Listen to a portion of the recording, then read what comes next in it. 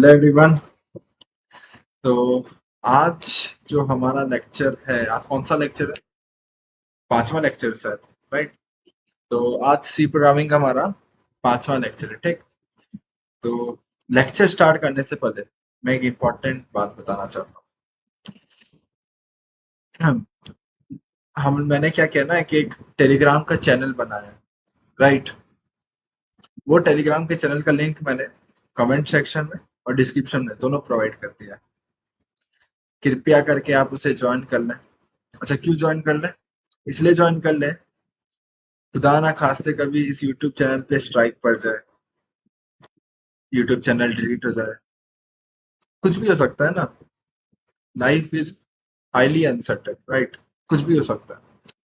तो आप लोग से मेरा एक्सेस ना छूट जाए, तो इसलिए आप कृपया करके चैनल ज्वाइन कर लें। और बाद में क्या है कि मैं जब गेट वगैरह के भी लेक्चर्स में डालूंगा, तो वहाँ उसके नोट्स हो गए, उसके जो प्रॉब्लम शीट होगी, वहाँ डाल दूंगा, राइट? तो इससे अच्छा है कि आप लोग क्या कर लें, बेटरमेंट के लिए आप ज्वाइन कर ले। ऐसे ही ज्वाइन कर ले, ऐसे ही ज्वाइन कर ले, ऐसे ही। तो आप लोग जो लोग टेलीग्राम में होंगे वो तो फालतू फालतू ग्रुप ज्वाइन कर लेते, एक और फालतू ग्रुप सही है, कर लो ज्वाइन, क्या जाता है। तो प्लीज, मैं लिंक डिस्क्रिप्शन में डाल दूंगा और कमेंट सेक्शन में डाल दूंगा, तो आप ज्वाइन कर लीजिए उसको, ठीक? जिससे हम लोग एक सॉर्ट ऑफ क्या हो जाए, कनेक्टेड रहे, ठीक? अच्छा, तो अब हम लोग लास्ट लेक्चर में हम लोग कहाँ पे थे? एक तो मेरे को मतलब लेक्चर डालने के बाद क्या हो जाता है ना, मौत सी आ जाती है, मतलब भूल ही जाता हूँ कि मेरा कोई यूट्यूब चैनल भी है। तो सॉरी उसके लिए, इतना मतलब टाइम लगता है मेरे को लेक्चर डालने में, राइट?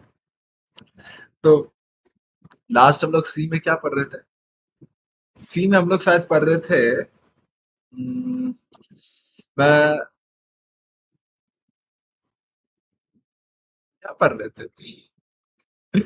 लिटरल्स पढ़ रहे थे, राइट? तो लिटरल्स मैंने बता दिया था ना, राइट? लास्ट टॉपिक हम लोग लिटरल्स में कवर किए थे, जितना मुझे याद आ रहा है अभी तक। तो उसमें जो सबसे ज्यादा इंपॉर्टेंट पॉइंट था वो ये था ना, इसमें एक पॉइंट मेरे से थोड़ा सा मिस्टेक हो गया था। फ्लोटिंग पॉइंट लिटरल्स को अगर थोड़ा सा मैं रिवाइज करूँ, तो फ्लोटिंग पॉइंट लिटरल्स में क्या इंपॉर्टेंट मैंने बताया था कि कौन कौन से प्रीफिक्स अलाउड होते हैं फ्लोटिंग पॉइंट लिटरल्स में। हेक्साडेसिमल ही अलाउड होता था, ठीक? और सफिक्स क्या क्या अलाउड होता था? डबल, लॉन्ग डबल, आप कुछ भी यूज कर लीजिए, ठीक? दूसरा चीज और मैंने वहां बताया था कि जब आप हेक्साडेसिमल लिटरल यूज करेंगे, तो हमेशा वहां पे आप पावर का एक्सप्रेशन डालेंगे। जैसे यहाँ पे मैंने P2 जो एक्सप्रेशन डाला है वो पावर का एक्सप्रेशन डाला है, ठीक? तो वहां थोड़ा सा मैंने इसको गलत एक्सप्लेन किया। एक्चुअली में जो P2 होता है ना, P2, P2 का मतलब क्या होता है? Power of two. मतलब P2 अगर कहीं लिखा हुआ है तो उसको आप डायरेक्टली ऐसे समझिए। क्या, कैसे समझिए? इसको मैं थोड़ा सा कॉमा डाल के लिखता हूँ, ठीक? 2 की पावर 2, मतलब P2 लिखा है तो 2 की पावर 2। सिमिलरली अगर कहीं पे लिखा हो P1, तो क्या होगा हमारे पास? 2 की पावर 1। अगर सिमिलरली लिखा है P9, तो अब समझ में आ गया होगा आपको क्या लिखा होगा, उसका मतलब 2 की पावर 9, राइट? P0 क्या होगा हमारे पास? 2 की पावर 0, राइट? तो मतलब कहीं पे भी P का टर्म लिखा हुआ है तो इसका मतलब क्या है? वो 2 के पावर में, ठीक? तो जो हमारे पास फ्लोट, यहाँ पे हम लोग 0x लिखे, तो 0x क्या होता है? सिंबल होता है हेक्साडेसिमल नंबर का, राइट? और फिर क्या होता है हमारे पास? 12.31 हमने लिखा है। 12.31 हमारे पास फ्लोटिंग पॉइंट नंबर है, जिसको हमको हेक्साडेसिमल नंबर में कन्वर्ट करना है, राइट? और फिर यहाँ हमने क्या लिखा है? P2, ठीक? तो P2 का मतलब मैंने बता दिया था ना, मतलब पिछले लेक्चर जो लोग देखे होंगे उनको समझ में आ गया होगा कि जब भी आप फ्लोटिंग पॉइंट लिटरल्स में अगर आप प्रीफिक्स लगाते हो हेक्साडेसिमल का, तो हमेशा ध्यान रखना है क्या, कि एट द एंड सफिक्स में P2 आपको डालना पड़ेगा। मतलब पावर, एक्सपोनेंशियल पावर आपको डालना पड़ेगा। विदाउट एक्सपोनेंशियल पावर आप क्या कर सकते हैं, उसको कन्वर्ट क्या कर सकते हैं, नहीं कर सकते उसमें, ठीक? तो ये चीज मैंने बता दिया था आपको। अच्छा, इसमें जो सबसे बड़ा इंपॉर्टेंट पॉइंट यहाँ पे ये आता है कि तो ये 12.31 जो हमारे पास फ्लोटिंग पॉइंट नंबर है, ठीक? ये क्या हो जाएगा? हेक्साडेसिमल में कन्वर्ट हो जाएगा, राइट? तो इसका आउटपुट क्या आएगा? अगर कोई पूछे कि आउटपुट क्या आएगा, तो आउटपुट बेसिकली आएगा 1 इंटू, यहीं पे मैंने पिछले क्लास में गलती कर दिया था, 1 इंटू 16 की पावर क्या होगा हमारे पास? 1 होगा, ठीक? फिर प्लस क्या होगा? 2 इंटू 16 की पावर क्या होगा हमारे पास? 0 होगा, फिर प्लस 3 इंटू 16 की पावर क्या होगा हमारे पास, -1 होगा, प्लस 1 इंटू 16 की पावर, यहाँ पे अब क्या करेंगे हम लोग, -2 लिखेंगे। ठीक, तो डेसिमल के बाद आपको पता होगी पावर क्या होता है, -1 -2 ऐसे बढ़ते रहता है। ठीक, तो ये हम लोग इस तरीके से क्या करेंगे, इसको कन्वर्ट कर देंगे। ठीक, फिर अब क्या बचा हमारे पास, P2 वाला टर्म बचा। तो P2 का मतलब क्या होगा, मतलब ये जो होल टर्म है हमारा, इसको मैं ब्रैकेट में क्लोज कर देता हूँ, ये जो होल टर्म है, राइट, इस पूरे टर्म को हम लोग क्या कर देंगे, इंटू 2 का पावर 2 कर दें, राइट। तो जो आउटपुट आएगा हमारा वो बेसिकली ये आएगा, ये पूरी वैल्यू आएगी हमारे पास आउटपुट में। ठीक, क्लियर। तो इस तरीके से आपने एक पर्टिकुलर नंबर को हेक्साडेसिमल नंबर में कन्वर्ट कर दिया, मतलब फ्लोटिंग पॉइंट लिटरल को हेक्सा नंबर में आपने क्या करते कन्वर्ट कर दिया। अब कोई बच्चा बोलेगा कैसे कन्वर्ट करते हैं भाई, हेक्साडेसिमल नंबर में तो कन्वर्ट हुआ नहीं, हेक्साडेसिमल नंबर में तो इतना ही पार्ट आता ना मेरा, ये एक्स्ट्रा 2 का स्क्वायर आ रहा है यहाँ पे सर, तो क्या दिक्कत हो रहा है। अरे तो वो मैंने एग्जाम्पल लिखा है P2, आप सिंपली क्या कर दो, P0 कर दो। तो P0 करोगे तो क्या हो जाएगा, ये 2 की पावर 0 हो जाएगा, 2 की पावर 0 हो जाएगा, यानी 1 हो जाएगा, राइट। तो ये वाला टर्म तो ऑटोमेटिकली 1 हो गया, तो आपको आउटपुट क्या मिलेगा, आपको पूरा हेक्साडेसिमल नंबर में कन्वर्टेड आउटपुट मिलेगा ये। ठीक, तो क्लियर हो गया। अगर आपको फ्लोटिंग पॉइंट लिटर को कन्वर्ट करना है हेक्साडेसिमल नंबर में, तो सिंपली आप क्या कर लो, इस तरीके से क्या कर सकते हो, आप कन्वर्जन कर सकते हो। ठीक, तो इंपॉर्टेंट पॉइंट क्या ध्यान रखना है कि फ्लोटिंग पॉइंट नंबर में एट द एंड, जब आप हेक्साडेसिमल नंबर में कन्वर्जन करो फ्लोटिंग पॉइंट नंबर का, तो एट द एंड आपका एक्सपोनेंट का टर्म होना चाहिए। यहाँ पे जैसे हमने एक्सपोनेंट का टर्म क्या हुआ है, लिखा हुआ है। ठीक, इज दैट क्लियर, ओके, कोई डाउट नहीं आना चाहिए। ठीक, तो आज हम लोग आगे की तरफ बढ़ते हैं। अच्छा एक सेकंड रुको, जरा मैं 2 मिनट में आता हूँ। ठीक, तो ठीक है, तो ये हमारे पास बेसिकली ये प्रोग्राम मैंने आपको बता दिया। तो यही थोड़ा सा वहाँ मैंने पिछले लेक्चर में थोड़ा सा इसको गलत इंटरप्रेट कर दिया था। ठीक, तो ये यहाँ पे मैं आपको सही में बता दिया। तो इज दैट क्लियर, कॉन्सेप्ट समझ में आ गया, ये चीज फ्लोटिंग पॉइंट का ये एक्चुअल कॉन्सेप्ट होता है। तो कभी भी आपके पास कोई फ्लोटिंग पॉइंट लिटरल होगा तो आप एट द एंड एक्सपोनेंशियल कुछ डाल दो। ठीक, अच्छा दो चार चीज मैं यहाँ और बता देता हूँ। क्या जो जनरल प्रोग्रामिंग में टर्म्स होते हैं, अगर P लिखा है तो P का मतलब क्या होता है, 2 होता है। ठीक, यानी P2 लिखा है तो इसका मतलब मैंने अभी जस्ट बताया कि 2 का पावर क्या होगा, 2। तो P एक्चुअली किसको रिप्रेजेंट करता है, 2 को रिप्रेजेंट करता है। इज दैट क्लियर, P किसको रिप्रेजेंट करता है, हमारा 2 को रिप्रेजेंट करता है। ठीक, नेक्स्ट, कहीं कहीं आप देखेंगे E लिखा मिलेगा आपको। E क्या होता है भैया, E बेसिकली 10 होता है, कुछ नहीं होता। E क्या होता है, 10 होता है। पिछले लेक्चर में बताया होगा, नहीं बताया होगा तो इस लेक्चर में देखने, क्योंकि इंटरकनेक्टेड ही है दोनों लेक्चर। तो एक टर्म होता है हमारे पास E, तो E क्या होता है, बेसिकली 10 को रिप्रेजेंट करता है। ठीक, एक्सपोनेंशियल तरीका है हमारे पास 10 को, अगर मान लो यहाँ पे मैं लिख देता हूँ क्या, इंट x इक्वल्स टू, क्या लिख दिया मैंने, 12, ई की 12, ई की पावर मैं कर लेता हूँ सपोज 6, चलो ज्यादा बराबर है 4 कर देता। ठीक, ई की पावर क्या कर दिया मैंने, 4 कर दिया। एक अंक पता है, यहाँ लॉन्ग लॉन्ग कर देता हूँ, कोई दिक्कत ही नहीं चाहिए मेरे को, रेंज बढ़ा देता हूँ, लॉन्ग लॉन्ग। ठीक, तो एग लॉन्ग लॉन्ग एक्स 12 ई की पावर क्या कर दिया मैंने, 4 कर दिया। तो अब इस केस में इसका मतलब क्या है, ये इसका मतलब क्या बोलोगे, 12 इंटू 10 की पावर 4, राइट। 12 इंटू क्या है इसका मतलब, 10 की पावर 4। एक सेकंड, कमेंट्स। ठीक, ये क्या है इसका मतलब, 12 इंटू 10 की पावर 4। ठीक, ये भी गलत है, इसको थोड़ा ऊपर लिखना है। अच्छा यहाँ मैंने क्यों ऊपर लिखा इसको, क्योंकि ये सिंगल लाइन कमेंट था। ठीक, अब अगर आपको कमेंट याद होगा तो बताइए, सिंगल लाइन कमेंट का रिप्रेजेंटेशन मैंने ई की पावर 10 नीचे लिख दिया, तो इसलिए वो एरर दे देता। ठीक, तो ये समझ आ गया 12 ई 4 का मतलब क्या होता है, 12 इंटू 10 की पावर 4, तो ई का मतलब 10 होता है। क्लियर, तो ये नॉर्मल रिप्रेजेंटेशन होता है प्रोग्रामिंग में, ध्यान रखना।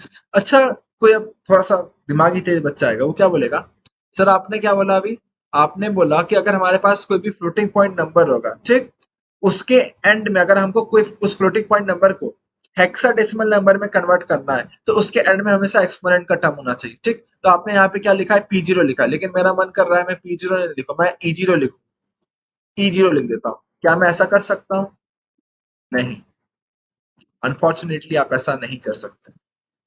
ये सिर्फ तो सिर्फ हमारा कंपाइलर सिर्फ पी के केस के लिए ही इसको क्या करता है, रीड करता है। ई के केस के लिए पता नहीं क्यों रीड ही नहीं कर पाता। देखो ये टोटल कंपाइलर डिपेंडेंट होता है, ठीक।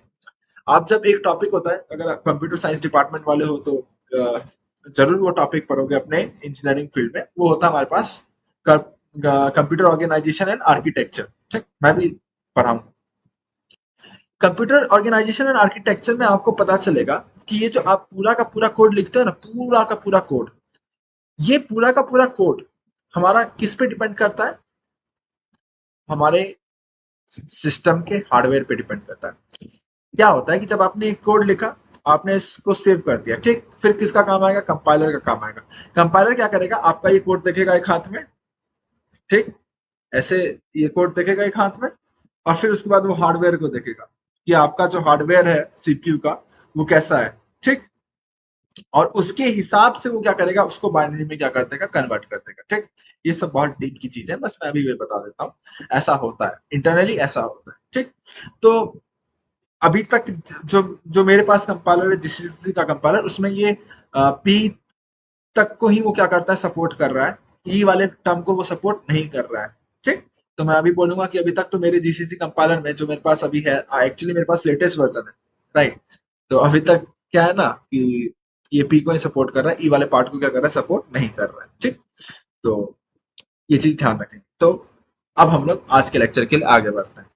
इतना मेरे ख्याल से अभी होपफुली क्लियर हो गया होगा, राइट। अब आगे बढ़ते हैं, ठीक।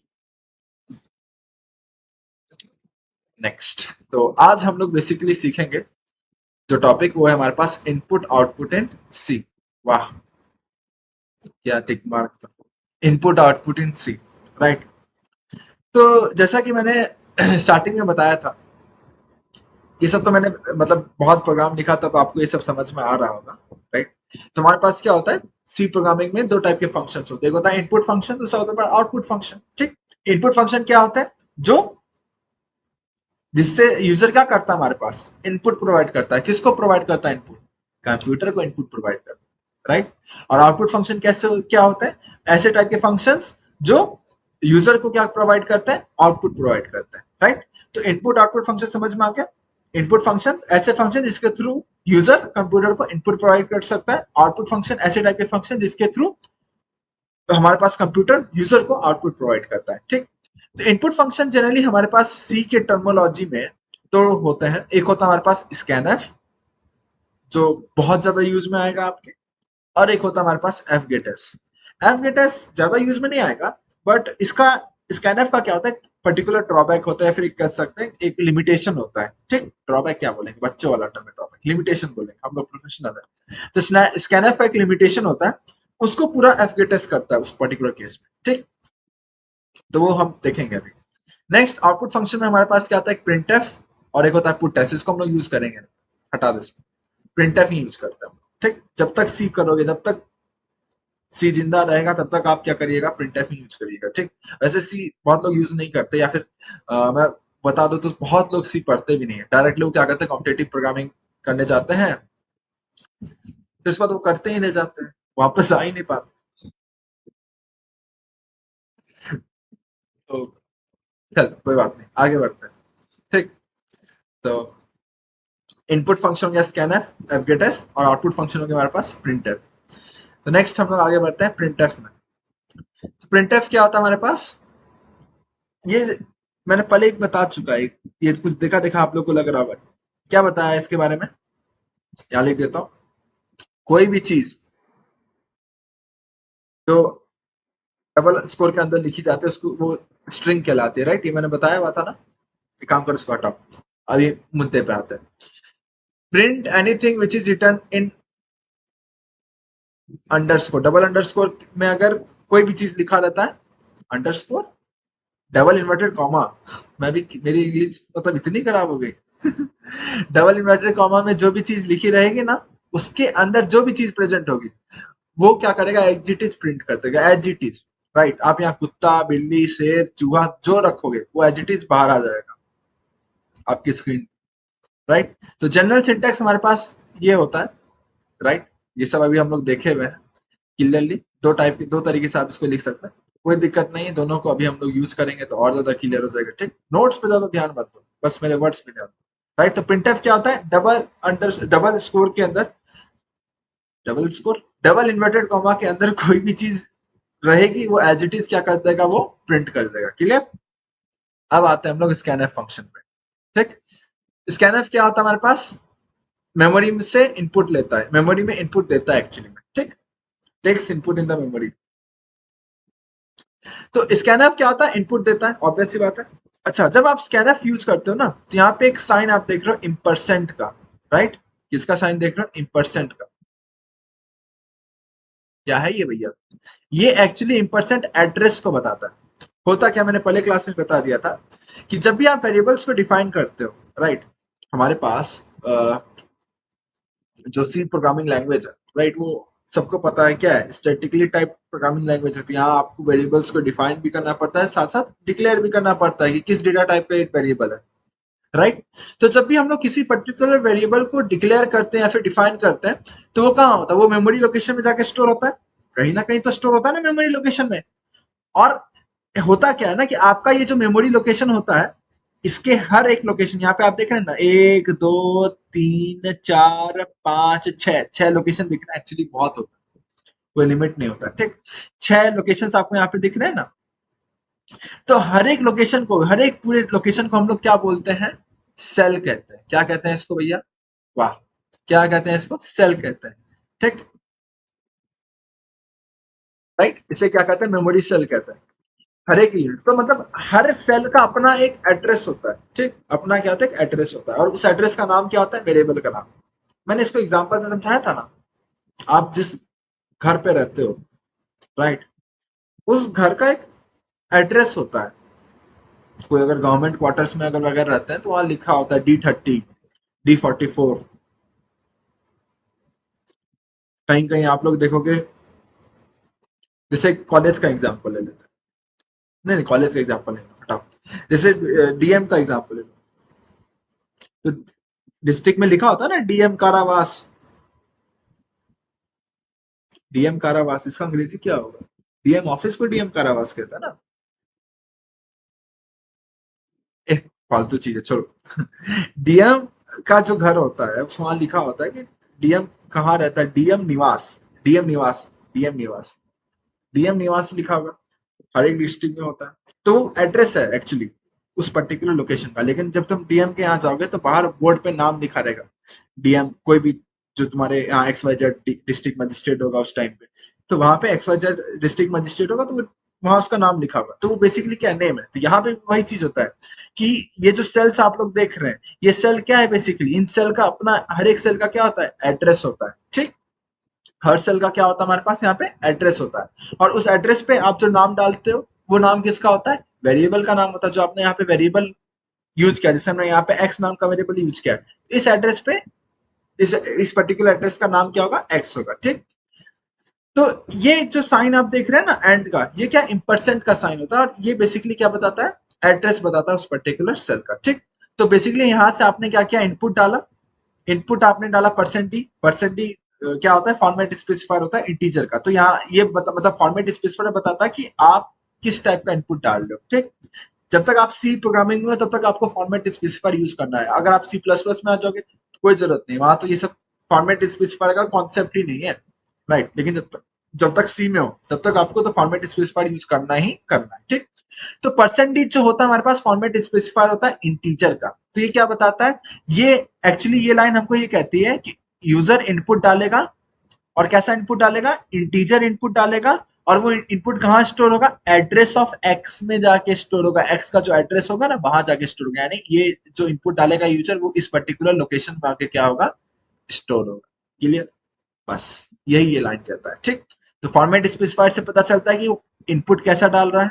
%d है तो इंटीजर इनपुट डालेगा, %f है तो फ्लोटिंग पॉइंट डालेगा, %s होगा तो स्ट्रिंग इनपुट डालेगा। क्लियर। और ये जो आप ये वाला टर्म देख रहे हैं, ये हमको ये बताता है कि ये जो इनपुट डाला है वो कहाँ पे स्टोर होगा। Is that clear, okay. ठीक। अच्छा, स्कैनफ में बहुत ज्यादा कुछ इंपॉर्टेंट पॉइंट्स होते हैं जो हमको माइंड में हमेशा ध्यान रखना है। ठीक, वो सब हम लोग जब स्कैनफ कभी ऑपरेट करेंगे तो बारी बारी से समझेंगे। ठीक। अब आते हैं हम लोग एफ गेट एस में। ये कंप्लीट कर लेते हैं, उसके बाद हम लोग इसका प्रैक्टिकल देखेंगे मतलब कोड करके देखेंगे ये सब चीजें, तब ज्यादा आपको समझ में आएगा इसके बारे में। ठीक। तो एफ गेटस की जब बात करते हैं तो एफ गेटस जनरली क्या होता है, हमारे पास जो नॉर्मल हम लोग का S T D I dot H file होती है ना, S T D I dot H file, उसके अंदर एफ गेटस प्रेजेंट नहीं होता है। इसके अंदर तुम्हारा स्कैनएफ प्रेजेंट होगा, प्रिंटएफ प्रेजेंट होगा, बट एफ गेटस इसके अंदर प्रेजेंट नहीं होता है। एफ गेटस जनरली प्रेजेंट होता है हमारे पास इस वाले पर्टिकुलर फॉर्मेट स्पेस में, स्ट्रिंग डॉट एच। तो जब भी अगर आपको एफ गेटस यूज करना है तो आप क्या यूज करोगे, स्ट्रिंग डॉट एच का आपको हेडर फाइल इंक्लूड करना पड़ेगा अपने कोड में। ठीक। अच्छा, ये क्यों यूज करते हैं वो सब अभी मैं बताऊंगा स्कैनर के केस में। ठीक, कि क्यों इसका यूज आता है, कहाँ इसका लिमिटेशन है स्कैनर का, जो हम लोग एफगेटस का यूज करते हैं। ठीक, इसमें सबसे पहले ध्यान रखना कि एफगेटस इस तरीके से लिखा जाता है। ये है हमारे पास जनरल तरीका। बहुत लोग को देख के ही उनका प्राण निकल गया होगा कि ये क्या है भाई, ऐसे ऐसे बता रहा हूँ। जनरली जब तुम एफगेटस यूज करोगे ना, वो कब यूज करोगे तुम, एफगेटस तुम यूज करोगे स्ट्रिंग्स को स्टोर करने के लिए। जनरली तुम स्ट्रिंग्स को स्टोर करने के लिए एफगेटस का क्या करोगे, यूज करोगे। ठीक। अच्छा, सबसे पहला टर्म यहाँ तुमको दिख रहा है नेम। नेम मतलब जो वेरिएबल, अब भैया स्ट्रिंग को तुम स्टोर करा रहे हो तो स्टोर किसी वेरिएबल के अंदर ही ना कराओगे, तो उस वेरिएबल का नाम डाल दोगे यहाँ पे। क्लियर। अब स्ट्रिंग जनरली जब तुम स्टोर कराते हो ना तो उसका साइज स्पेसिफाई करते हो कि कितने, मतलब कितना बड़ा स्ट्रिंग होगा, कितना साइज है उसका। मतलब थोड़ा सा बाद हम लोग, कुछ लेक्चर बाद हम लोग एरेज के बारे में पढ़ेंगे। ठीक, तो जिनको थोड़ा भी नॉलेज होगा एरेज के बारे में वो समझ जाएंगे कि स्ट्रिंग को हम लोग एरेज की तरह ही क्या करते हैं, स्टोर करते हैं। जैसे हम लोग एरेज में वैल्यू स्टोर करते हैं ना, डेटा स्टोर करते हैं, उसी तरीके से हम लोग स्ट्रिंग को एरेज की तरह स्टोर करते हैं। ठीक, string is also stored as arrays, my English is good. तो स्ट्रिंग हम लोग एरे की तरह ही क्या करते हैं, स्टोर करते हैं। क्लियर। तो वहां आपको एरे में साइज बताना होता है ना, कि कितना, मतलब साइज कितना बड़ा हमारे पास एरे है, कितना बड़ा एरे है मतलब कितना साइज है एरे का, राइट, बताना पड़ता है ना कि कितने एलिमेंट को ये स्टोर कर सकता है। उसी तरीके से हमको यहाँ पे भी साइज बताना पड़ेगा, क्योंकि obviously string is also an example of array, right. तो वहां पे आपको साइज बताना पड़ेगा। ठीक, और फिर हमारे पास S T D I N. S T D I N का मतलब स्टैंडर्ड इनपुट। आप नॉर्मल इनपुट डाल रहे हो वही एज इट इज स्टोर करेगा। एक्चुअली क्या होता है, एफ गेटस फंक्शन जो होता है ना हमारे पास, ये जो डेटा होता है वो किसी फाइल से उठाता है। किससे उठाता है, किसी फाइल से उठाता है। किसी फाइल से उठाने का मतलब, किसी फाइल से उठाने का मतलब ये कि आपने कोई फाइल बना लिया, उस फाइल में कोई पर्टिकुलर डेटा आपने रखा है। ठीक, कोई भी पर्टिकुलर डेटा आपने रखा है। जैसे आप एक ऐसे लिखते हो, ठीक, मान लो एक बहुत नॉर्मल से एग्जांपल दे रहा हूँ। ठीक, आप एक ऐसे लिखते हो, किसी अब माई स्कूल पे आपने ऐसे लिख दिया, बढ़िया मस्त चकाचक ऐसे लिखा है आपने। ठीक, अब वो ऐसे का कॉन्टेक्ट, जो पूरा ऐसे का जो कंटेंट है आपने जो लिखा है ऐसे, वो किसी फाइल में आपने सेव कर दिया है। ठीक, अब आप चाहते हो, क्या चाहते हो, कि वो जो मैंने कंटेंट लिखा है, राइट, वो मैं एज इट इज किसी पर्टिकुलर कोड में यूज करना चाहता हूँ। ठीक, तो एक ऑप्शन क्या है कि आप वो फाइल खोलो, ठीक, और उस फाइल में जाओ, सारा चीज कॉपी करो, यहाँ के पेस्ट कर दो, कोई दिक्कत नहीं, वेल एंड गुड। बट दूसरा तरीका है एफगेटस। आप फाइल, मतलब जो फाइल है आपका, ठीक, एक पर्टिकुलर हेडर फाइल बनाओ जहां पे आपका फाइल प्रेजेंट होगा, वो यहाँ पे डाल दो, एफगेटस ऑटोमेटिकली उस फाइल में जाएगा, वो कंटेंट को उठा के यहाँ पे ले आएगा। बस यही कहता करता है एफगेटस। तो एफगेटस फंक्शन होता है ना, जो एफगेटस यहाँ पे आप फंक्शन है, ये जनरली इनपुट हमारा किसी फाइल से उठाता है। ठीक, तो अब सवाल यहाँ पे ये आता था कि ये इनपुट हमारा फाइल से उठाता है, तो हम लोग कैसे यूज कर सकते हैं। डायरेक्टली मैं इंटरेक्ट करना चाहता हूँ एफगेटस से, मैं नहीं चाहता कि ये किसी फाइल से जाके उठाए, मैं डायरेक्टली जो इनपुट कीबोर्ड के थ्रू डालू वो एफगेटस उठा ले। उसके लिए क्या करना पड़ता है, हम लोग S T D I N code use करते हैं। S T D I N basically standard input, ये हमको अलाउंस देता है कि हम लोग डायरेक्टली जो कीबोर्ड से टाइप कर रहे हैं, राइट, जो कीबोर्ड से टाइप कर रहे हैं वो एज इट इज एफगेटस क्या कर लेगा, उठा लेगा। ठीक, ये हमारे पास क्या करता है एफगेटस, मतलब S T D I N क्या करता है, आपको लिबर्टी देता है। क्लियर। तो ये तीनों चीज समझ आ गया। पहले आपको बस वेरिएबल का नाम लिखना है, साइज बता देना है कि कितना बड़ा साइज का आपका स्ट्रिंग है, और फिर आप S T D I N लिख दो, स्टैंडर्ड इनपुट, जिससे आप नॉर्मली कीबोर्ड से जो इनपुट डालोगे वो स्टोर कर देगा। ठीक, तो ये हमारे पास एफ गेटस का क्या होता है, तरीका होता है। ठीक, एक चीज और, जब अगर आपने साइज जैसे मैंने यहाँ पे 100 दे दिया, यानी 100 ब्लॉक्स है, यानी 100 डिफरेंट डेटा ये क्या कर सकता है हमारे पास, मतलब 100 एक तरीके से आप कह सकते हैं ये एरे बन गया ना, मतलब एरे 100 ब्लॉक्स का बन चुका है ये, ठीक। तो मतलब आप 100 में से 99 कैरेक्टर्स डाल सकते हो उसके अंदर। कितने कैरेक्टर्स डाल सकते हो भैया? 99 कैरेक्टर्स डाल सकते हो, 99 कैरेक्टर्स डाल सकते हो। और एक कैरेक्टर जो होगा ना वो ऑलरेडी इनबिल्ट होता है, दैट इज \0, राइट, जो बताता है कि हमारा यहाँ पे एंड हो गया है। हमारा यहाँ पे एंड हो गया है मतलब कि अब खत्म हो गया है, this is the ending point, full stop. Full stop होता है, समझ आ गया बात? एकदम लोकल भाषा में बोले तो फुल स्टॉप। हम लोग फुल स्टॉप होता है, बट होता क्या, फुल स्टॉप होता है ना, फुल स्टॉप होता है। हम लोग बोलते हैं देसी लोग full stop, full stop, right. तो बेसिकली अगर आपका साइज 100 है तो उसमें क्या होगा, 99 स्पेस, मतलब 99 कैरेक्टर्स आप क्या कर सकते हो, डाल सकते हो। और एक जो होता है ना हमारे पास \0, जो लास्ट वाला एलिमेंट होगा वो ऑटोमेटिकली \0 होगा, ठीक। क्लियर? तो इतना पॉइंट समझ में आ जाना चाहिए, ठीक। अब हम लोग इसका कोड लिखते हैं जिससे आपको बहुत एकदम दिमाग में समझ आ जाएगा, ठीक, राइट। तो इसी के अंदर हम लोग कुछ कुछ लिख देते हैं। Hash include stdr dot h तो मैं लिखूंगा ही, राइट, इंट में मैं लिखूंगा। क्लियर? अब देखो मैं क्या करता हूँ, एक वेरिएबल लेता हूँ इंट एक्स, एक्स नाम का मैंने एक वेरिएबल ले लिया, ठीक। फिर मैं क्या करता हूँ, इनपुट लेता हूँ, तो स्कैनफ फंक्शन यूज करूंगा, scanf %d comma ampersand x, right, ये मैं यूज करूंगा। क्लियर? तो इससे क्या होगा, हमारे पास इनपुट आ जाएगा। फिर इसको मैं प्रिंट कर दूंगा, तो printf %d comma x, right, और फिर रिटर्न 0 कर दूंगा, and then I will simply close this. Clear? तो मैं सेव कर दूंगा, ठीक। अब एक लाइन बाय लाइन इस कोड को हम लोग समझते हैं। तो ये तो समझ में आया, hash include stdr dot h क्यों करते हैं, ताकि हम लोग जो स्कैनर फंक्शन और printf फंक्शन है इसको यूज कर सकें, ठीक। फिर आता है हमारे पास मेन फंक्शन। एक्चुअल प्रोग्रामिंग हमारा क्या हो रहा है, इस पर्टिकुलर स्कोप से स्टार्ट हो रहा है, ठीक। फिर हमने क्या लिखा, इंट एक्स लिखा, यानी हमने एक वेरिएबल एक्स डिफाइन किया जो इंटीजर डेटा टाइप का है, ठीक। फिर स्कैनफ %d कॉमा एक्स, तो ये क्या है हमारे पास, स्कैनफ यानी एक इनपुट फंक्शन है, राइट। ये क्या करेगा, इनपुट लेगा।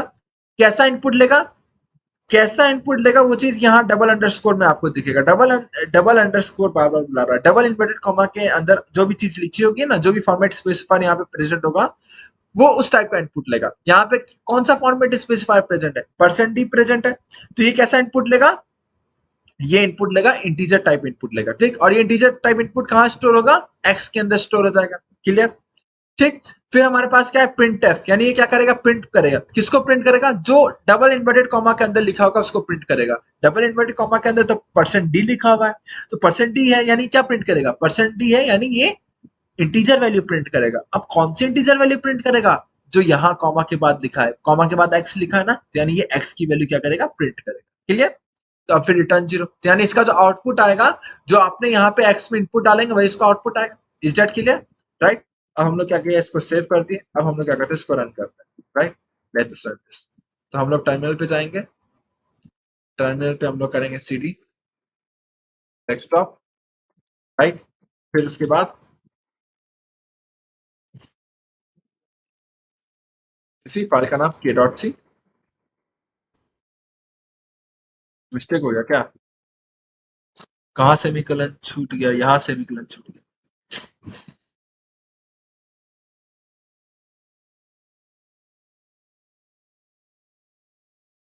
राइट, इसको रन करा दिया। अब मैं इनपुट डालता हूँ, सपोज मान लो 34, तो आउटपुट क्या आएगा, 34। क्लियर? समझ आ गया, बहुत इजी था स्टार्टिंग से, कोई दिक्कत नहीं। चलो अब इसमें थोड़ा सा गेम खेलते हैं। गेम अब क्या खेल सकते हैं इसमें, चलो एक काम करता हूँ, क्या, इंट वाई, राइट। और फिर मैं क्या करता हूँ,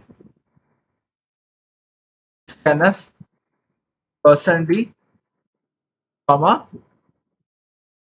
इम्परसेंट वाई, राइट। अब क्या करेंगे, printf %d, sorry, printf %d comma y, clear, acceleration डाल देते हैं।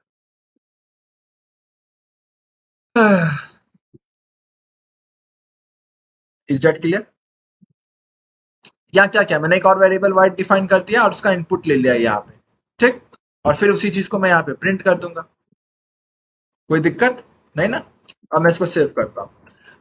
अब क्या होगा, अब टर्मिनल पे जाओ, यही चीज फाइल को मैं रन करा देता हूँ।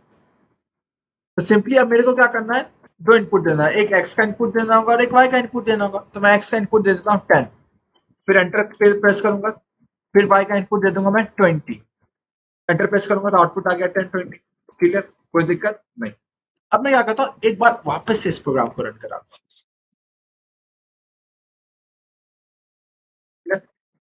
अच्छा अब मैं क्या करता हूँ, 10 इनपुट डाल दिया, एक्स का इनपुट मैंने डाल दिया 10। अब मैं एंटर मतलब प्रेस करने के बजाय मैं स्पेस करता हूँ और फिर अब मैं प्रिंट करता हूँ यहाँ पे, मतलब अब इनपुट डालता हूँ मैं 20, राइट। मैंने पहला इनपुट डाला 10, मैंने प्रेस कर दिया, मतलब स्पेस दे दिया, फिर क्या प्रेस कर दिया, 20 प्रेस कर दिया, 20 मतलब डाल दिया, राइट। अब क्या होगा, अगर कायदे से अगर मैं अब एंटर प्रेस करूंगा तो अब इसको क्या करना चाहिए, मतलब अब करेगा क्या ये, जैसे मैं एंटर यहाँ पे प्रेस करूंगा तो आउटपुट ये क्या दे देगा, 10 20 दे देगा। समझ आया हुआ क्या यहाँ पे एक्चुअली ये हुआ कि देखो कायदे से होना चाहिए था कि यहाँ पे मैं 10 इनपुट डालूंगा, फिर एंटर प्रेस करूंगा और 20 डालूंगा, फिर वाई का इनपुट डालूंगा, राइट। बट यहाँ पे मैंने किया नहीं, मैंने क्या किया, मैंने 10 डाला, फिर स्पेस देके 20 डाला।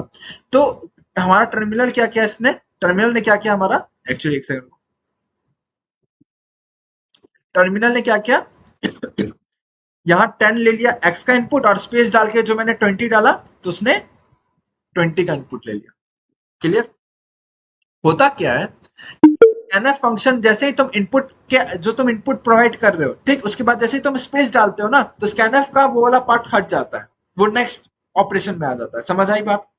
जैसे मैंने यहाँ पे 10 डाला, राइट, उसके बाद जैसे मैंने स्पेस प्रेस किया, जैसे मैंने क्या प्रेस किया, स्पेस, तो क्या हो गया, अब ये एक्स में इनपुट नहीं लगा, एक्स का इनपुट ये खत्म, फिर अब ये किस में इनपुट लेगा, वाई में इनपुट लेगा, क्लियर, ऑटोमेटिकली वो वाई में शिफ्ट हो जाएगा। समझ आया कॉन्सेप्ट? Is that clear? क्या सीन होता है, जैसे आपने 10 इनपुट दिया, स्पेस प्रोवाइड किया, मतलब स्पेस प्रेस किया और फिर 20 दिया, तो जैसे ही स्कैनफ को स्पेस दिखेगा, वो जिस पर्टिकुलर वेरिएबल के अंदर पहले इनपुट ले रहा था वो अब बंद कर देगा, क्लोज कर देगा उसका चैप्टर, फिर अब नेक्स्ट वेरिएबल में शिफ्ट हो जाएगा, ठीक। Is that clear? तो यही हुआ यहाँ पे। तो जैसे उसको स्पेस दिखेगा वो क्या करेगा, हमारे पास नेक्स्ट वेरिएबल में क्या हो जाएगा, शिफ्ट हो जाएगा, ठीक। आज का क्लास थोड़ा सा लंबा जाएगा, मेरे को ऐसा लग रहा है, एक एक सवा घंटे का तो हो जाएगा। तो ये चीज समझ आया, तो ये कॉन्सेप्ट क्लियर हो गया कि स्कैनफ फंक्शन जो होता है वो स्पेस प्रोवाइड करने पे क्या करता है, ऑपरेट नहीं करता है, क्लियर। चलो अब सीन यहाँ पे ये है, मैं थोड़ा सा और आगे स्कैनफ में डीप में जाता हूँ, और डीप, और डीप में मतलब गलत मतलब समझना नहीं, और डीप का समझ आया। जैसे मैं अब मैं क्या करता हूँ, एक स्ट्रिंग डिफाइन करता हूँ, क्या करता हूँ, स्ट्रिंग को डिफाइन करता हूँ, ठीक। अब जिन लोग को स्ट्रिंग नहीं आता वो बस अभी देख लो, मजा लो मूवी का, क्योंकि बाद में स्ट्रिंग तो पढ़ना ही है। अभी के लिए बस मैं डिफाइन कर रहा हूँ ताकि कुछ चीजें अच्छा सिखा पाऊँ। यहाँ मैंने स्ट्रिंग कैरेक्टर स्ट्रिंग डिफाइन करने गया था, तो कैरेक्टर मैंने यहाँ पे डिफाइन कर दिया। स्ट्रिंग को एज इट इज हम लोग एरे की तरह ही डिफाइन करते हैं, राइट। स्ट्रिंग को कैसे डिफाइन करते हैं, एरे में एरे को जिस तरीके से आप डिफाइन करते हो उस तरीके से आप स्ट्रिंग को डिफाइन करते हो, ठीक। तो कैरेक्टर मैंने एक एक्स नाम का स्ट्रिंग क्या करता हूँ, डिफाइन करना चाहता हूँ, राइट। और मैंने उसका मतलब जो साइज रखा 100, यानी वो 99 कैरेक्टर्स स्टोर कर सकता है अपने अंदर, और लास्ट वाला तो ऑब्वियस सी बात है क्या होगा, \0 होगा, ठीक। अब मैं इसका इनपुट लूंगा, तो खास बात क्या है कि नॉर्मल अरेज जो आप इंटीजर अरेज बनाते हो, फ्लोटिंग पॉइंट अरेज बनाते हो, तो वहां पे आप इनपुट के लिए आपको लूप लगाना पड़ता है, ठीक, लूप का यूज करते हो। सी में यहाँ पे आप परसेंट एस का यूज करके, परसेंट एस जो फॉर्मेट स्पेसिफायर होता है वो स्ट्रिंग का इनपुट लेता है, ठीक। तो स्ट्रिंग का इनपुट आप परसेंट एस के थ्रू डायरेक्टली दे सकते हो, राइट। आप इंटीजर में ये नहीं कर सकते, आप फ्लोटिंग पॉइंट में ये नहीं कर सकते हो, बट आप यहाँ पे ये कर सकते हो। स्ट्रिंग के केस में आप डायरेक्ट इनपुट ले सकते हो, क्लियर। वहां के केस में जब हम लोग अरेज में पढ़ेंगे तो देखेंगे कि लूप के थ्रू हम लोग क्या करते हैं, वहां पे इनपुट लेते हैं, लेकिन स्ट्रिंग के केस में आप डायरेक्ट इनपुट ले सकते हो, ठीक। तो स्कैनफ क्या कर दो, स्कैनफ परसेंट एस कॉमा क्या कर दो, एक्स कर दो, ठीक। सिंपल। फिर क्या करो, printf percent S comma x, ठीक। अब इसको क्या करते हैं हम लोग, सेव कर दो। सिंपल है, कोई दिक्कत नहीं। देखते हैं आउटपुट क्या आता है। आपके हिसाब से क्या लगता है आउटपुट क्या आना चाहिए? कोई दूसरा कोई बच्चा को बोलेगा मेरे हिसाब से तो आउटपुट एरर आएगा। क्यों एरर आएगा भाई? आपने यहाँ पे इम्परसेंट लगाया ही नहीं है। अच्छा, एरर आएगा। Let's see. तो सेव करते हैं एंड देन हम लोग क्या करते हैं, इसको रन कराते हैं। ओ माय गॉड, रन हो गया, बिना इम्परसेंट का लगाए रन हो गया। कैसे? देखो, दूसरा पॉइंट ध्यान नोट कर लेना। जब भी आप स्ट्रिंग का इनपुट लोगे, जब भी आप स्ट्रिंग का इनपुट लोगे, तो वहां पे इम्परसेंट लगाना जरूरी नहीं है, वहां आप इम्परसेंट नहीं लगाओ, क्लियर। तो ये चीज ध्यान रखना। बाकी किसी का भी इनपुट लो तो कैरेक्टर में, कैरेक्टर का नॉर्मल कैरेक्टर का आप इनपुट लो परसेंट सी के थ्रू, राइट। आप आप फ्लोटिंग पॉइंट का इनपुट लो, इंटीजर का इनपुट लो, वहां पे आपको परसेंट लगाना मस्ट है। बट जब आप स्ट्रिंग का इनपुट लोगे तो वहां पे परसेंट लगाने का कोई जरूरत नहीं है, ठीक, क्लियर। तो मैंने इसको क्या कहा था, मैंने इसको अब सेव कर दिया। अब मैं अगर इसको रन कराता हूँ तो सिंपली क्या होगा, अब ये क्या करेगा, हम लोग यहाँ पे क्या करना है, इनपुट डालेंगे, ठीक। और ये क्या करेगा, उसी को एज इट इज प्रिंट कर देगा, कोई दिक्कत नहीं। चलो,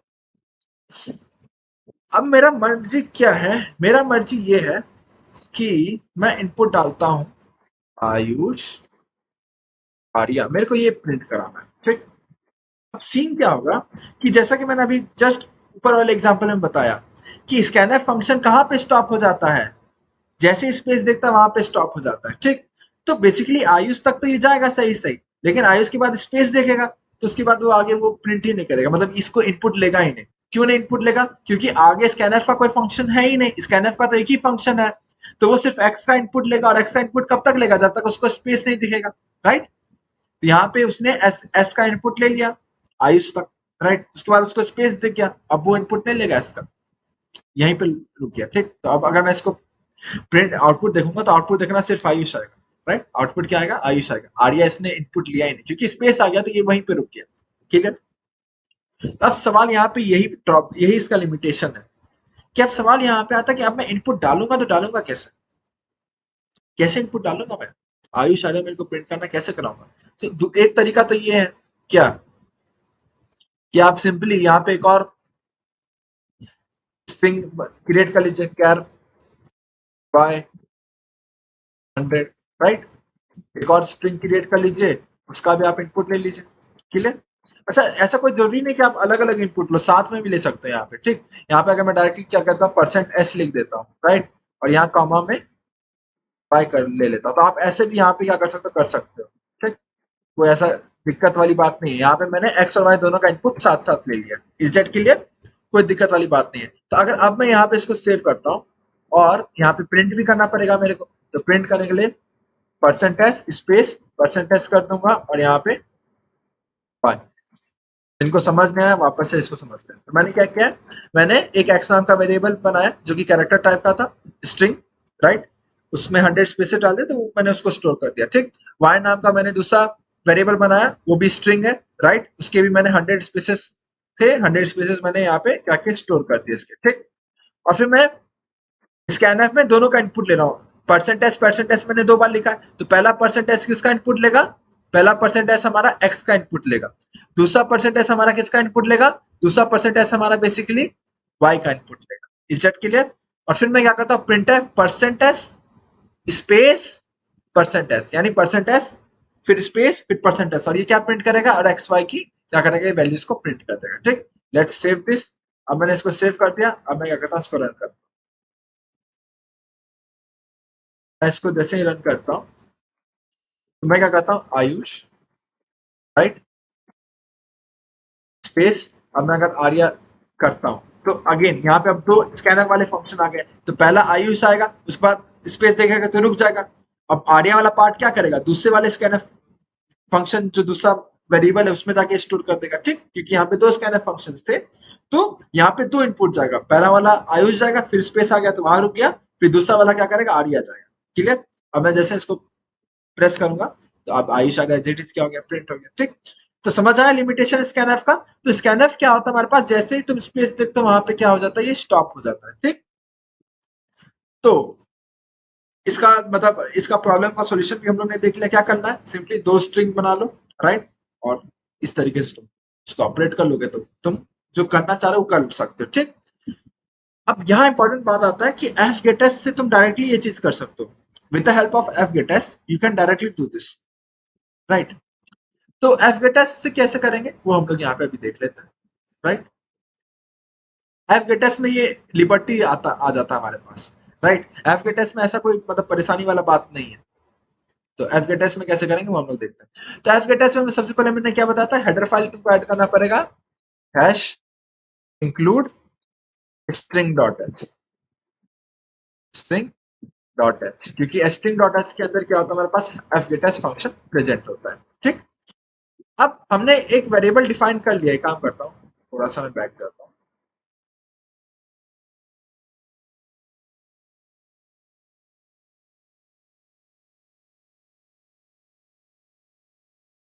मैंने एक एक्स नाम का वेरिएबल क्रिएट किया है, राइट, जो कि स्ट्रिंग टाइप का, राइट, एरे है, उसका मतलब स्पेस यहाँ आप देख सकते हैं 100 है, एज इट इज, ये तो क्लियर। अब मैं क्या करता हूँ, एफ गेटस के थ्रू इसको स्टोर करना चाहता हूँ, तो मैं एफ गेटस फंक्शन यूज करूंगा। तो एफ गेटस मैंने फंक्शन यूज किया, उसके अंदर पहला क्या आता था, वेरिएबल का नाम, वेरिएबल का नाम भैया एक्स है, उसका मैं स्पेस क्या देना चाहता हूँ, मैं 100 देना चाहता हूँ स्पेस। ठीक, 100 स्पेस देना चाहता हूँ। और फिर इनपुट कहाँ से लूंगा, S T D I N, input मैंने यहाँ से ले लिया। ठीक, कोई दिक्कत नहीं। अब ये इनपुट लेगा तुमसे फंक्शन, और फिर मैं क्या करूंगा, printf, printf percent S comma x, क्या करूंगा मैं, प्रिंट कर दूंगा। क्लियर। एक सेकंड में, मेरे घर की लाइट चली गई, मेरे को फ्रेज ऑफ करना पड़ेगा। तो यहाँ पे क्या था, fgets x 100 S T D N डाल दिया, प्रिंट एफ। ठीक, अब मैं क्या करता हूँ, इसको सेव करता हूँ। तो सिंपल है, यहाँ से हमने एक एक्स नाम का वेरिएबल जो कि स्ट्रिंग था, राइट, उसको डिफाइन किया। फिर मैं यहाँ से इनपुट ले लेता हूँ, और फिर यहाँ से मैं इसको प्रिंट कर दूंगा। तो लेट्स रन दिस। तब हम लोग क्या करते हैं, इसको रन करते हैं। तो दिस इज के डॉट सी डॉट से डॉट एक्सी, राइट। तो अब ये रन हो गया। अब मैं क्या करता हूँ, आयुष आर्या, राइट, मैं इसको ऐसे ले लिया। अब मैं इसको एंटर करूंगा तो ये आयुष आर्या प्रिंट हो जाएगा, राइट। यहाँ वो कोई टेंशन नहीं, क्योंकि एफगेटस क्या होता है, इसको पूरे को स्टोर कर लेगा, एक बार में पूरे को स्टोर कर लेगा। तो यहाँ पे कितने कैरेक्टर्स हैं, A Y U S H, right. तो 5 आयुष के कैरेक्टर हो गए, फिर एक स्पेस कैरेक्टर हो गया 6, और फिर ए आर वाई ए, यानी 4 और 10 कैरेक्टर है यहाँ पे। क्लियर।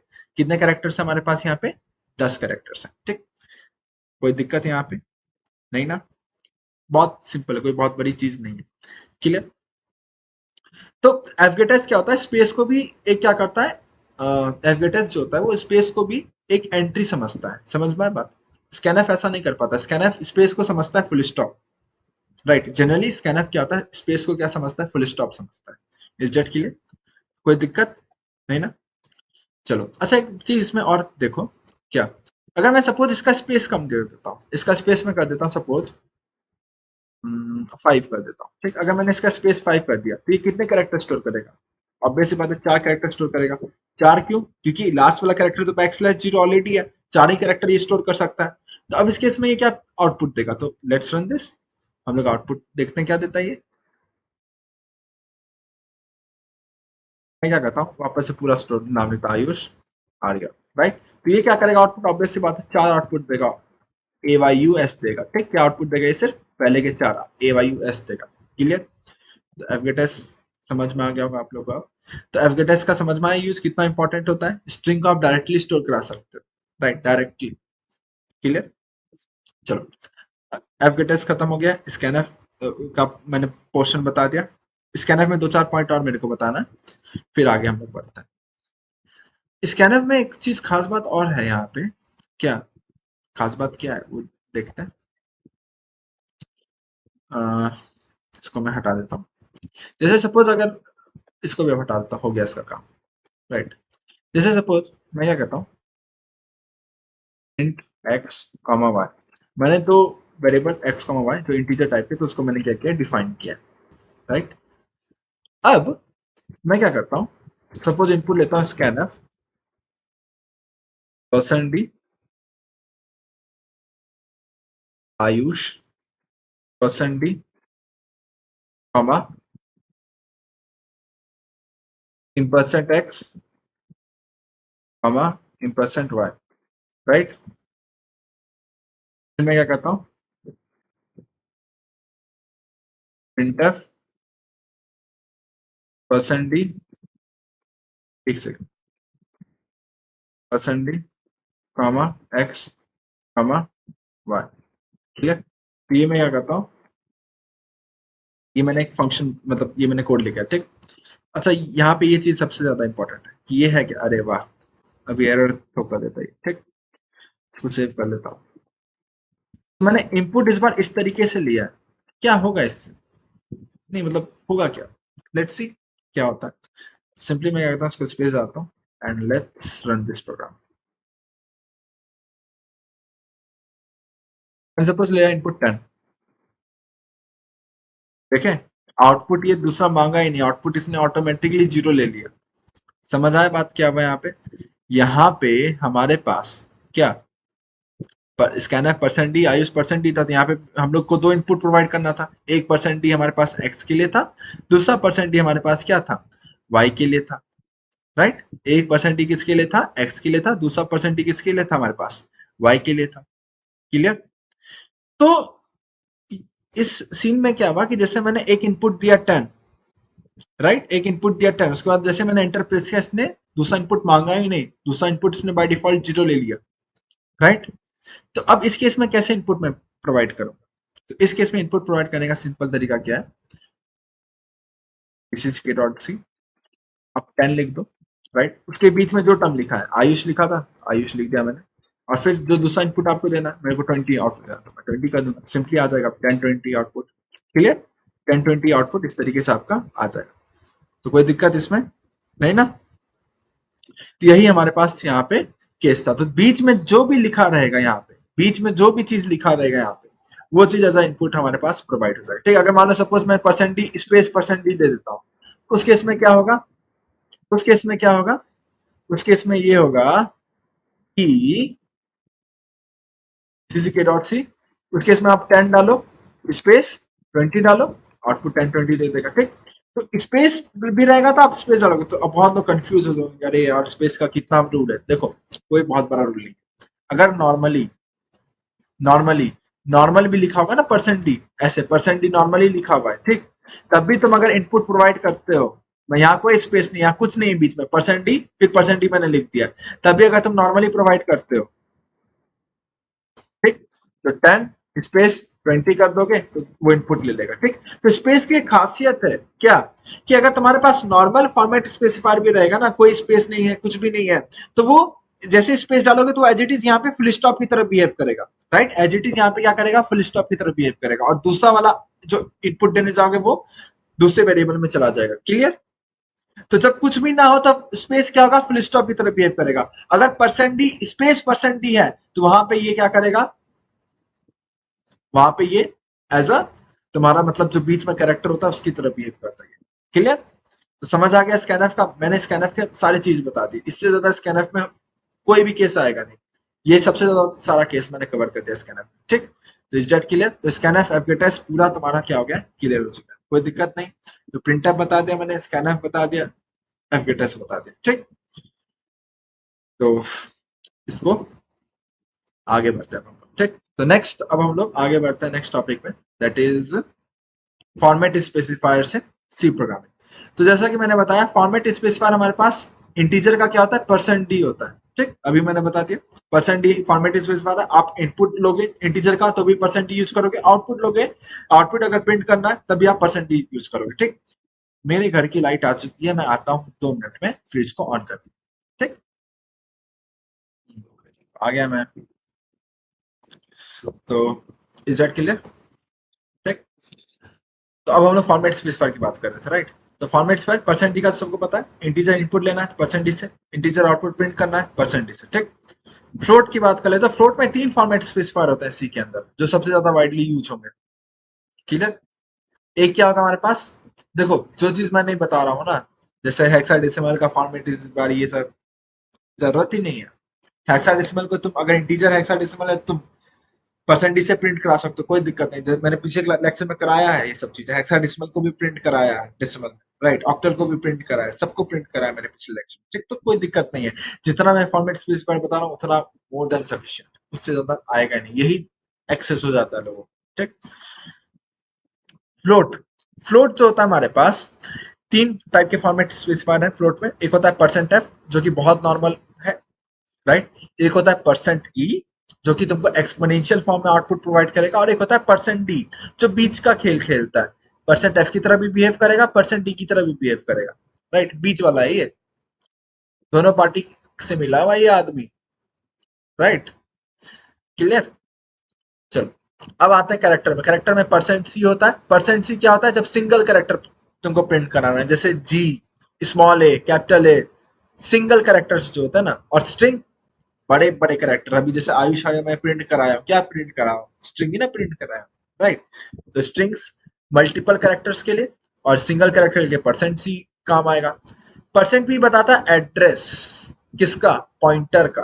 पॉइंटर का एड्रेस मतलब, अरे अभी मैंने जस्ट थोड़ी देर पहले बताया था आप लोगों को क्या, कि हम लोग कोई भी जो वैल्यू स्टोर करते हैं वो किसी पर्टिकुलर एड्रेस में स्टोर करते हैं वेरिएबल के, राइट? तो वो ये बेसिकली एड्रेस की वैल्यू बताता है। किसकी वैल्यू बताता है? एड्रेस की वैल्यू बताता है, कि जिस पर्टिकुलर एड्रेस पे हमारा कंटेंट स्टोर हुआ है। जैसे यहाँ पे मैंने मान लो इनपुट 10 डाला, तो वो एक्स में जाके स्टोर होगा। तो एक्स का जो एड्रेस है, उसका वैल्यू अगर आपको जानना है तो आप परसेंट पी के फॉर्मेट स्पेसिफायर से क्या कर सकते हैं, वैल्यू जान सकते हैं। ठीक, let's do on, come note pad पे कर लेते हैं काम, उसके बाद हम लोग और क्लियर हो जाएगा आपके बारे में। ठीक, तो let's see it, let's do now. जैसे मैं क्या करता हूँ, सबका कर देता हूँ इंट, एक मैंने एक्स वेरिएबल नाम, एक्स नाम का एक वेरिएबल क्रिएट किया जो कि इंटीजर डेटा टाइप का है। ठीक, उसकी वैल्यू मैंने स्टोर कर दी 10, राइट? एक फ्लोट नाम का वेरिएबल मैं क्रिएट करता हूँ, वाई नाम का, उसकी वैल्यू मैं स्टोर क्या करता हूँ, 1.23456 7, राइट? इतनी बड़ी वैल्यू मैंने स्टोर कर दी, राइट? एक और फ्लोट का वैल्यू स्टोर करता हूँ। क्या स्टोर करना है फ्लोट का? दैट इक्वल्स टू 1.2345678 ऐसा कुछ बड़ा सा कर दिया स्टोर। एक और करूंगा मैं तो फ्लोट ही स्टोर करूंगा आज। फ्लोट क्यू, क्या स्टोर करता हूँ इसकी मैं, 15 156.234 ई की पावर सपोज स्टोर करता हूँ 10, राइट? अब मैं क्या करूंगा स्टोर,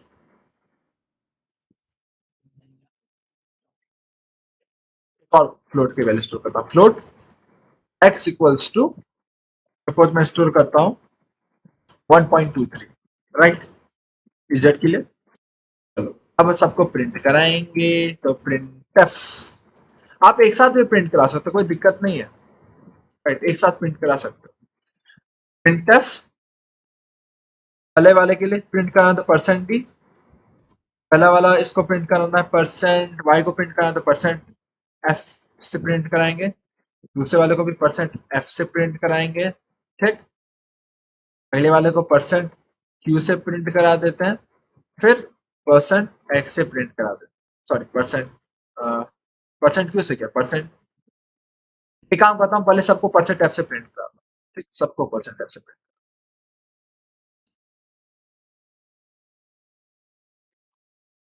बैक स्लैश एन कर देते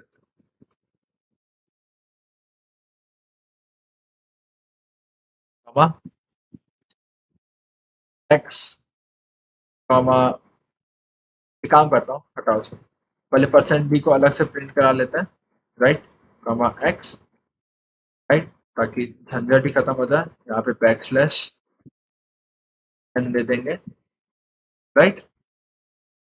ऐसे तो मैं स्पेस नहीं प्रोवाइड कर तो क्या ही जाएगा, कोई दिक्कत नहीं। फिर अब फ्लोट को अलग अलग वेरिएबल से प्रिंट कराएंगे, प्रिंट एफ अलग अलग, सॉरी फॉर्मेट स्पेसिफाई, तो print F percent F percent F percent F percent F, चार है ना, फिर बैक स्लैश एन, राइट, और वेरिएबल का नाम क्या क्या है, वाई जेड क्यू एक्स, है एक्स वापस से कैसे आ गया रे, हट,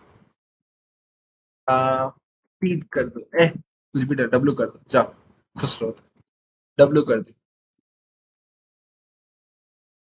राइट। अब सेम चीज मैं क्या करता हूँ, कॉपी कर लेता हूँ और इसको अब क्या करता हूँ, नेक्स्ट लाइन में पेस्ट कर दूंगा,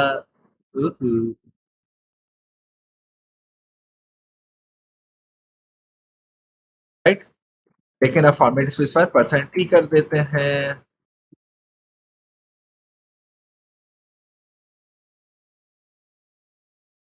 नेक्स्ट लाइन में अगेन जाऊंगा और सेम चीज को कर दूंगा। अब यहाँ पे फॉर्मेट स्पेसिफायर क्या करेंगे, परसेंट जी कर देंगे,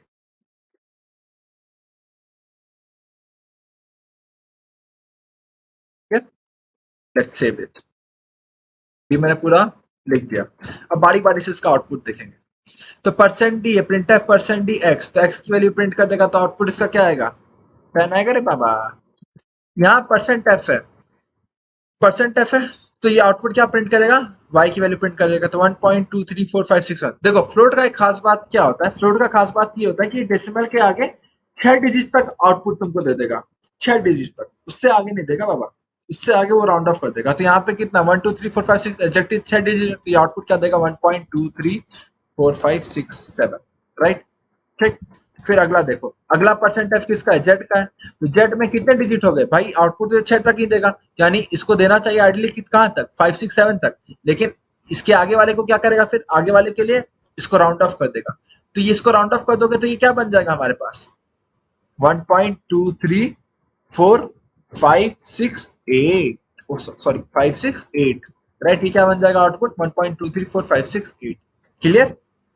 चलो दूसरा, अभी किसका प्रिंट करना है भैया, क्यू को प्रिंट करना है, तो क्यू को प्रिंट करना है, तो अब क्यू को प्रिंट करने के लिए क्या करेगा, आउटपुट हमको पता है जो फ्लोट होता है वो क्या होगा, डेसिमल के आगे 6 डिजिट तक ही देगा, देन 156 है, अच्छा ये तो डेसिमल, ये तो क्या होगा भैया, ये तो डेसिमल के आगे 6 डिजिट तक प्रिंट देगा, तो एक्चुअली पूरा दे देगा, 1.156234, कितना आगे 7 जीरो होगा ना भैया, बहुत सारे जीरोज होंगे, 7 जीरो होगा टोटल, क्लियर। तो ये तो डेसिमल वाला बात आएगा नहीं, 7 जीरो आएगा, कितना जीरो आ गया, 3 3 6,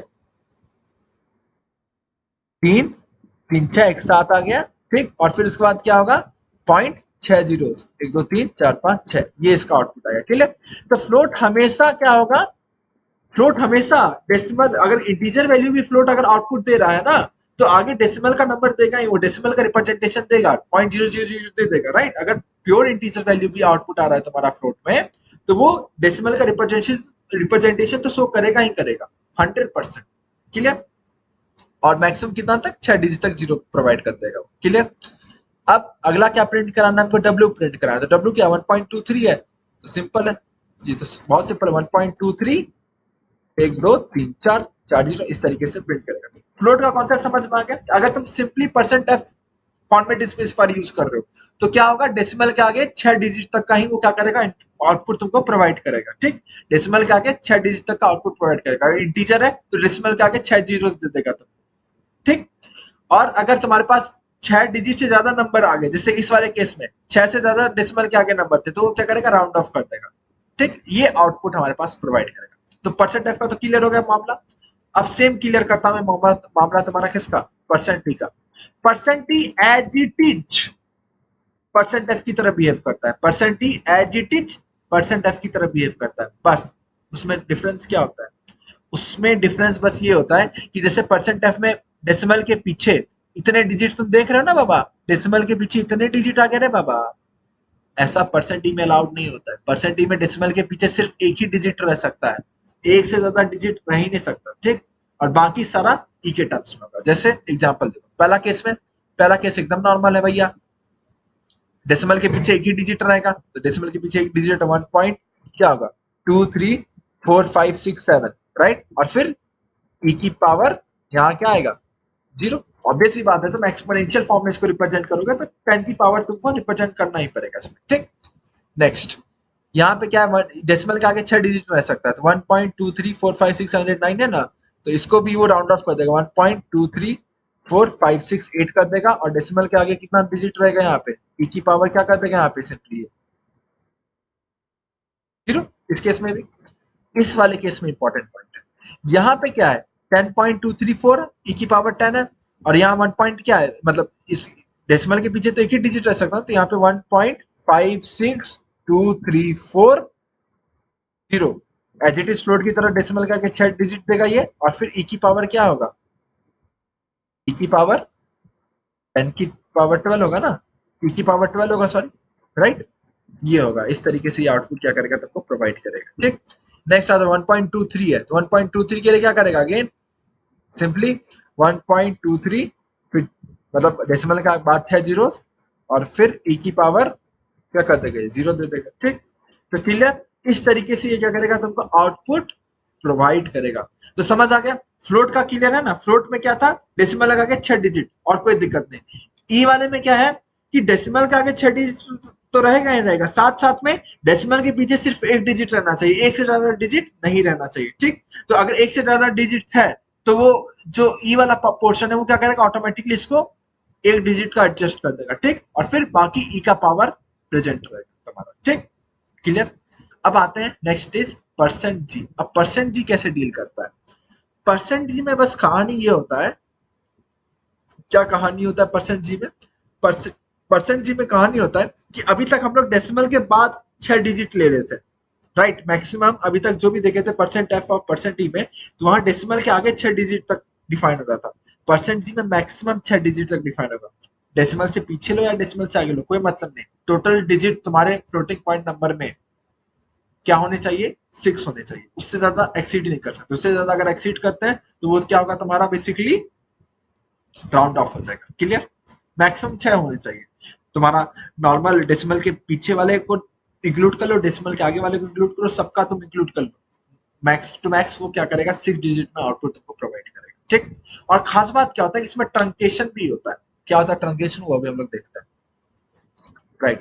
जैसे पहला आउटपुट है 1.23456, इसमें टोटल कितने हैं 7 डिजिट है ना टोटल, इसको मिला के कितने डिजिट, डेसिमल के आगे 6 डिजिट है और यहाँ पे एक डिजिट, तो टोटल 7 डिजिट है, लेकिन आउटपुट क्या देगा ये सिर्फ 6 डिजिट में देगा, यानी 1.23456, राइट। अच्छा इसको क्या करेगा राउंड ऑफ कर देगा, तो 57, ये क्या आएगा आउटपुट आएगा इसका, ठीक। टोटल इसमें 6 डिजिट होंगे, देखो यहाँ पे 3 इधर हो गए और फिर बाकी 3 देख लो तुम यहाँ पे 457, राइट। क्लियर हो गया ये कॉन्सेप्ट। अब इसमें भी सेम क्या होगा, मैक्सिमम 6 डिजिट 1.23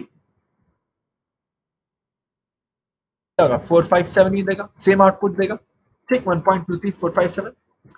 इस केस का बताता हूँ, इस केस का क्या होगा, इस केस में ये कितना आउटपुट देगा 6 आउटपुट देगा, 156.234 ई 10 दे देगा, एज इट देगा। मैंने अभी बताया था इसको तुमको, क्या बताया था कि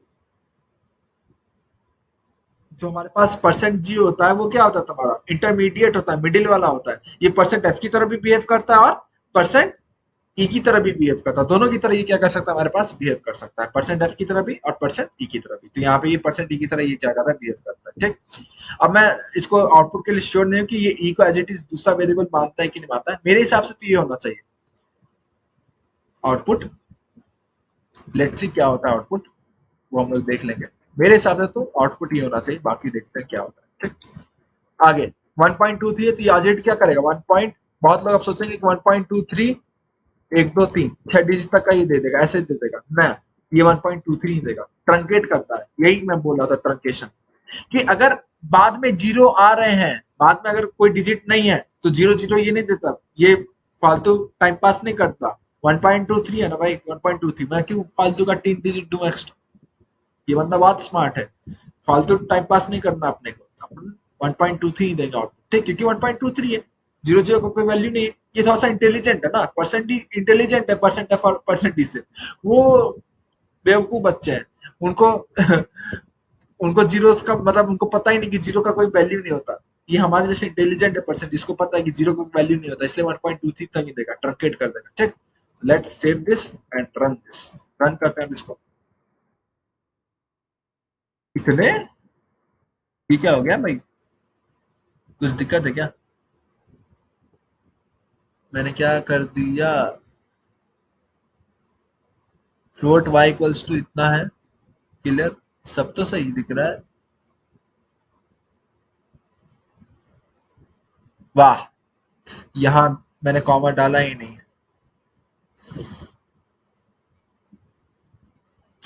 कभी कभार बताने में इतना मिस्टेक हो जाता है ना। राइट, अब इसको रन करते हैं, देख लो वैल्यू क्या आ रही है, पहले की तो 10 आ रही है, फिर 1.23457, देखो ये भी 1.56, ये भी ऐसा करता है। वाह, अरे sorry sorry sorry sorry sorry, percent G मैंने बोला था तुमको दोनों की तरफ बिहेव करता है, तो ये एक्सपोनेंट की तरह इसमें आउटपुट देगा ना। तो यहाँ पे एक्सपोनेंट में क्या होता है, डिजिट से पहले एक ही डिजिट अलाउड होता है ना। क्लियर, समझ रहे हो क्या मैं बोल रहा हूँ? समझ में आई बात? 1.5 जी, परसेंट जी दोनों की तरफ बिहेव कर सकता है, परसेंट एफ की तरफ भी बिहेव कर सकता है, परसेंट ई की तरफ भी बिहेव कर सकता है। तो ई में क्या होता है, डेसिमल से पहले एक ही डिजिट होता है ना, तो यहाँ पे डेसिमल से पहले क्या होगा, एक ही डिजिट होगा, ठीक, जो कि मेरा माइंड से स्लिप है, ठीक, कोई दिक्कत नहीं। यहाँ तुम देख सकते हो 1 पॉइंट आउटपुट देखो 1.23 ये दिया है, स्मार्ट है। ये आउटपुट तो मैच कर लेना, as it is same output है, देखो ई प्लस 000। अच्छा खास बात देखो, ये भी देखो खास बात क्या, कि जो ई के आगे ये रखता है ना, वो 3 डिजिट तक ई के आगे रखता है। समझ आ रही बात? मैंने उतना शो नहीं किया है, लेकिन यहाँ पे तुम नोट कर सकते हो ये चीज, कि ई के आगे यहाँ पे ये 3 डिजिट तक रखता है। ई की पावर मैं शो कर रहा हूँ, लेकिन ई के आगे यहाँ पे ये क्या करता है, 3 डिजिट तक स्टोर करता है, 000, इस तरीके से ऐसे। क्लियर है, समझ आ रही है बात? ई के आगे ये 3 डिजिट तक स्टोर करता है, 011 यहाँ है ना, सॉरी ये 011 क्यों कर रहा हूँ, 00, मतलब 3 डिजिट तक इसको ऐसे स्टोर करेगा। क्लियर बात? Are you sure? समझ आ रही बात? ये ई के क्या होगा, 3 डिजिट तक इसको क्या करता है, हमारे पास स्टोर करता है। कोई दिक्कत नहीं होना चाहिए, ई के आगे भी 3 डिजिट तक स्टोर करता है, तो ऐसे तुम समझ सकते हो ये चीज। तो ये बस थ्योरेटिकल चीज था जो कि आपको समझाना था। तो परसेंट एफ, परसेंट ई समझ में आ गया। परसेंट एफ डेसिमल लगा के 6 डिजिट, परसेंट ई तुम्हारा क्या होगा, डेसिमल से पीछे एक डिजिट और बाकी 6 डिजिट तक वो रिप्रेजेंट करेगा, और फिर ई के पावर्स में रहेगा, ठीक। परसेंट जी दोनों की तरफ बिहेव कर सकता है, लेकिन वो थोड़ा सा इंटेलिजेंट होता है, तो अगर इसको 0 0 फालतू का वो क्या करेगा, प्रोवाइड नहीं करेगा, वो ट्रंकेट कर देगा, ठीक। लेकिन अगर तुमको इसको बेवकूफ बनाना ही है कि नहीं भैया हमको 0 0 चाहिए ही, तो उसके इसके लिए तुम क्या कर सकते हो, एक फॉर्मेट स्पेसिफायर यूज कर सकते हो, परसेंट हैश, क्या यूज करोगे, परसेंट हैश जी। इससे क्या होगा ना, तुम्हारा ट्रंकेशन नहीं होगा। जैसे अगर मैं अब इसको डब्ल्यू को प्रिंट कराऊंगा ना, अब क्या होगा, ये आउटपुट क्या देगा, ये जानते हो? अभी आउटपुट तुमको देगा 1.23 1 2 3, ये आउटपुट देगा, अभी जीरो को ट्रंकेट नहीं करेगा। समझ में आई बात? अगर तुम ये वाला पर्टिकुलर फॉर्मेट हैश जी अगर यूज करते हो तो let's see, you can check this. फिर से यार कॉमा छूट गया, है ना, सर खोल लूंगा अपना तुम्हारा।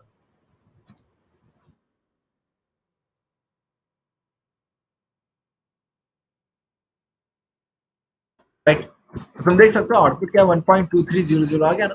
तो अगर तुमको जीरो को ट्रंकेट नहीं करना है, राइट, तो उस केस के लिए तुम परसेंट हैश जी यूज कर लो, तुम्हारा जीरो ट्रंकेट नहीं होगा, ठीक। तो अब होप करता हूँ कि ये चीज तुमको समझ में आ गया होगा, राइट। तो टाइम तो बहुत हो ही गया होगा, देख सकते हो, कोई बात नहीं। आज के लिए इतना ही। तब तक के लिए टाटा, बाय बाय। होपफुली आप लोग टेलीग्राम चैनल ज्वाइन कर लेंगे, राइट? Bye bye.